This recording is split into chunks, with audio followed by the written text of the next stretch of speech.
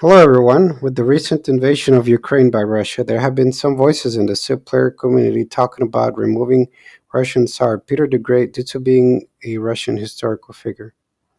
Now, in an ironic turn of events, in the making of this video, he didn't seem to have committed anything comparable to what these next leaders did. Also, all these leaders have committed things that could be considered crimes against humanity, such as genocide, slavery, and others, and mass massacres. Most of them are centered in the a bit more medieval and modern age or near modern, because some ancient leaders might have done very bad things, but we don't have proof to prove it. So here we go. We have some civ leaders who have committed crimes against humanity or just horrible crimes in general. Moctezuma I was the fifth king of Tenochtitlan and the second Aztec emperor, who greatly expanded Aztec territory and consolidated Tenochtitlan's supremacy as the dominant partner over Texcoco and Tlacopan in the Aztec Triple Alliance.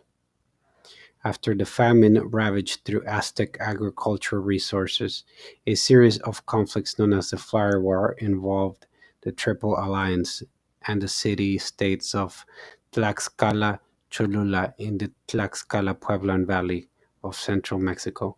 Believing the famine to have occurred due to their god's anger, Moctezuma supported the order of an increase of human sacrifices to please them. Thus began the war to accumulate as many victims as possible for sacrifice. The war lasted until Spanish conquest in Mexico, where Spaniards recruited enemies of the Triple Alliance to conquer all of Mexico. In preparation for the war, Moctezuma would issue three declarations of war and provide weapons to the enemy region. If the last declaration was not accepted by the enemy region, then within 20 business days the Aztecs would attack.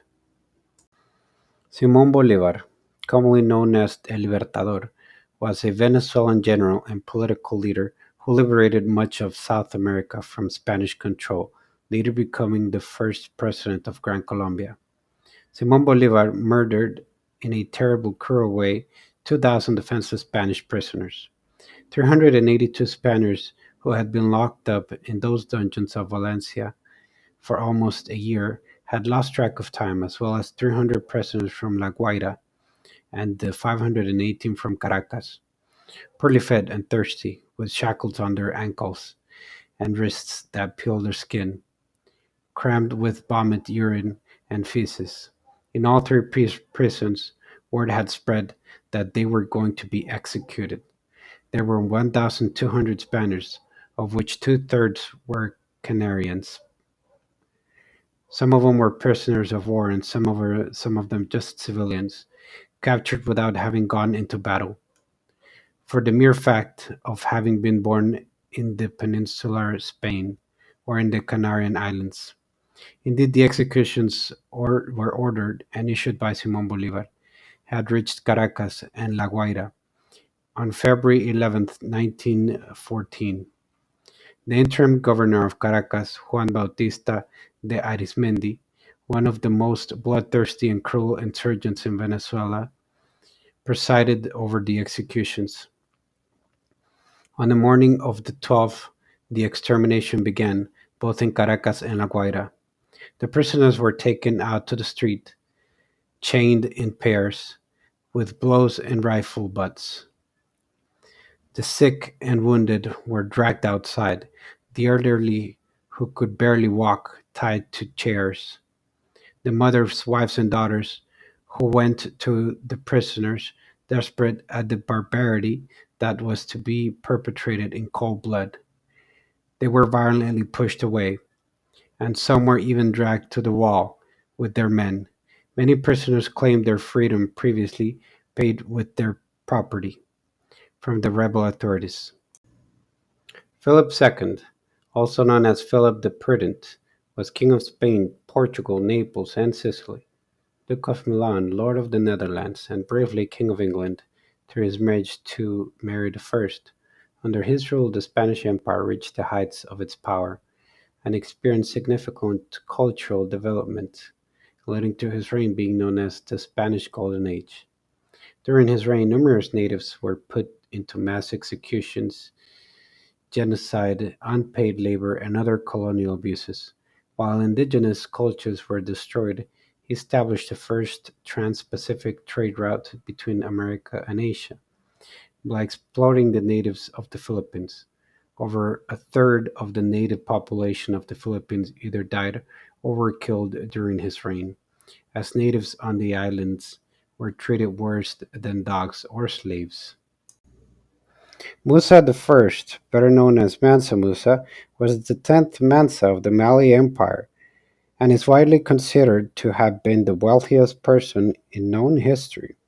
His wealth was estimated in 2016 to be around $400 billion when adjusted to inflation. Musa was a young man when he became Mansa, possibly in his early 20s. It is likely that Musa spent much of his early reign preparing for it. Among these preparations would likely have been raids to capture and enslave people from neighboring lands. As Musa's entourage would include many thousands of enslaved people, it's estimated that Mali may have captured over 6,000 people per year for this purpose. Perhaps because of this, Musa's early reign was spent in continuous military conflict with neighboring non-Muslim societies.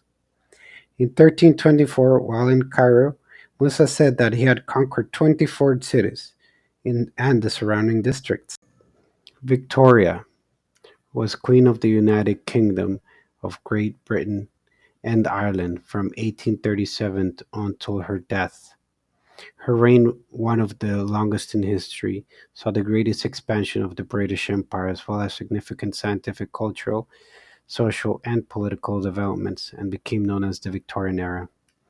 There was little love for Queen Victoria on the Emerald Isle. During her rule, the country suffered the darkest and most despair-riddled 7 years in Irish history, the Great Hunger.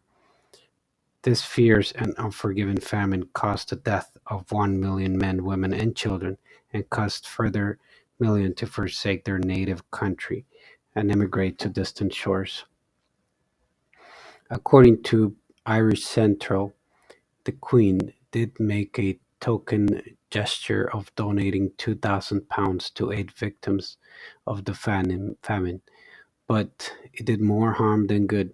As law protocol dictated, no one could appear more generous than the Queen. When the Sultan of Turkey offered £10,000, nearly $2 million in today's coin, he was told to reduce it below 2,000, so as not to offend Her Majesty.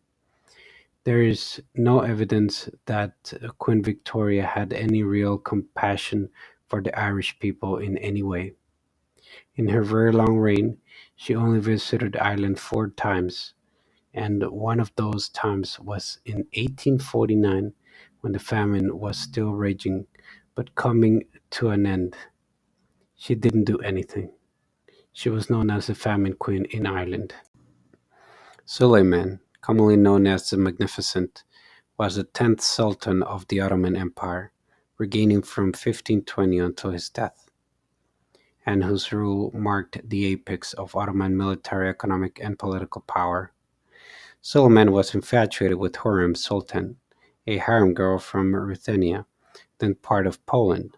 Western diplomats, taking notice of the palace gossip about her, called her Roxolana, referring to her Ruthenian origins. The daughter of an Orthodox priest, she was captured by Tartars from Crimea, sold as a slave to Constantinople, and eventually rose through the ranks of the harem to become Suleiman's favorite Hurrem. A former concubine became the legal wife of the Sultan. Genghis Khan, born Temujin, was the great Khan and founder of the Mongol Empire, which became the largest contiguous empire in history after his death. The conquests and leadership of Genghis Khan included widespread devastation, mass murder. The targets of campaigns that refused to surrender would often be subject to reprisals in the form of enslavement and wholesale slaughter. The second campaign was against the Shia. The final military action led by Genghis Khan, and during which he died, involved an intentional and systemic destruction of Western Shia cities and culture. Because of this policy of total obliteration, Western Shia is little known to anyone other than experts in the field because so little records is left of that society. His invasions are considered the beginning of a 200-year period known in Iran and the Islamic world societies as the Mongol catastrophe. Iranian historians from the time of Mongol occupation describe Mongol invasions as a catastrophe never before seen. A number of present day Iranian historians also say the same thing. The Mongol violence and depredations in the Iranian plateau killed up to three-fourths of the population, possibly 10 to 15 million people. Some historians have estimated that Iran's population did not again reach the pre-Mongol levels. Cleopatra VII, more commonly known as Cleopatra, was the last active pharaoh of her dynasty and a key figure in the civil war that led to the end of the Roman Republic and the start of the Roman Empire. Egyptian slaves, specifically during the New Kingdom era, originated from foreign lands. The slaves themselves were seen as an accomplishment to Egyptian kings and pharaohs' reign and a sign of power. Slaves or bak were seen as property as or a commodity to be bought and sold. Mohandas Gandhi, better known by the honorific Mahatma, meaning great soul, was an Indian lawyer and the ideological leader of the Indian independence movement and is considered the spiritual father of modern India. Gandhi lived in South Africa for over 2 decades from 1893 to 1914, working as a lawyer and fighting for the rights of Indians and only Indians. To him, as he expressed quite plainly, black South Africans were barely human. He referred to them using the South African slur Kafir. He lamented that Indians were considered little better, if at all, than savages or the natives of Africa. In 1903, he declared that the white race in South Africa should be the predominating race. After getting thrown in jail in 1908, he scoffed at the fact that Indians were classed with black, not white prisoners.